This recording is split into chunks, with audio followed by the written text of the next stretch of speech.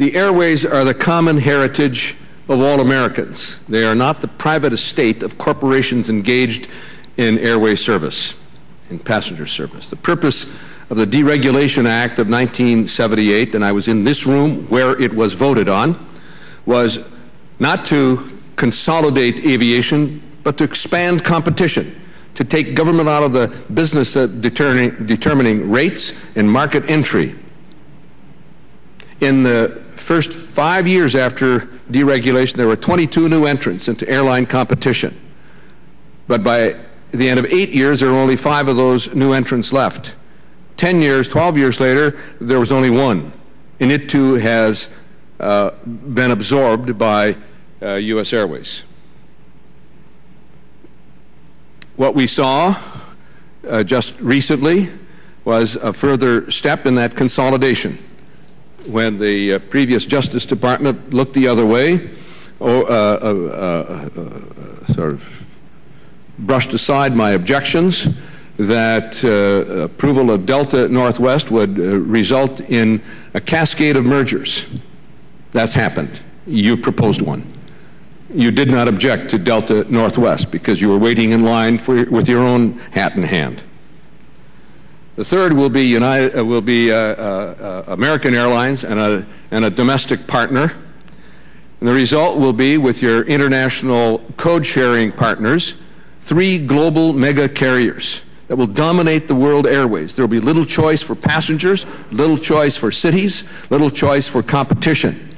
You will concentrate on long-haul service, which you've already said, and which I pointed out in my letter to the Justice Department. I'll quote from my letter that the networks of United and Continental overlap on 13 routes between some of America's largest markets: the New York metropolitan area, Washington, D.C., San Francisco, Los Angeles, Denver, Houston, Chicago, and Cleveland, among others. 2 carriers also compete in a number of international markets. That competition will be gone. The Justice Department expressed its concerns over a reduction in competition between United and Continental. Last year, you applied for antitrust immunity to collaborate on service and fares in a large number of international markets. The Justice Department's comments on the application concluded that fares are likely to increase by roughly 15% on routes where the number of nonstop competitors decreases from 2 to 1, and roughly 6% on routes where the number of nonstop competitors decreases from 3 to 2. Competition will be significantly diminished in limited entry markets such as China, where United and Continental today present the best and in some cases the only service alternatives. Domestic competition between United and Continental may also be affected. The purpose of deregulation was not to assure that you have the gravitas in this or that market, but that there would be competition. And instead what has happened is sheer avoidance, manic avoidance of competition. You've said it already in your testimony. There's too much capacity in this market.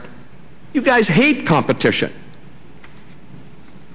You want to be the competitor who dominates the market. Each one of you, not just you, Northwest, Delta, American, all the rest. I've seen it over all the years of deregulation. This is a blow at small market service. It's a blow at air travelers. It's going to result in increase in fares and costs. And the purpose of deregulation is not to line the pockets of the big carriers, but to give Americans more choices, lower cost, more opportunities. And what we've seen with deregulation, with consolidation in the airline business, is less of everything. Less competition, higher fares, less service. $4 billion paid in baggage fares last year. For goodness sakes, this is a terrible injustice to the purpose of the Deregulation Act, and I will continue to vigorously oppose it. Thank you, Mr. Chairman. I thank the Chairman for his comments and remarks. I think he made his position very clear. From down there somewhere in the podium where I sat in 1978 and rubbed my worry beads about this deregulation. Now, what's going to be the outcome here? We anticipated that the Carter Justice Department would ride herd on any mergers that might result. We didn't count on Carter losing the election, Reagan winning, and the Reagan Justice Department never meeting a merger it didn't like. So they all went by the board. But the argument made today and 2 years ago by Delta Northwest was we need to be big. We need to really be big in the marketplace. And I think you said the notion that United is not big enough to compete in the domestic and international market is, I'll conclude it, ludicrous. This has led to $2.7 billion in baggage fee collections for 2009. That's 10 carriers. Of those 10 carriers, Delta and Northwest combined for 1/3 of the total, $766 million in baggage fee collections. That's what bigness has given you. More market power in the domestic marketplace, more suppression of passengers and travelers and communities. It hasn't given you more choices. Maybe you give you a few more choices on United or Delta, but not more choices for all travelers and consumers. It's led to job loss. It's led to shift of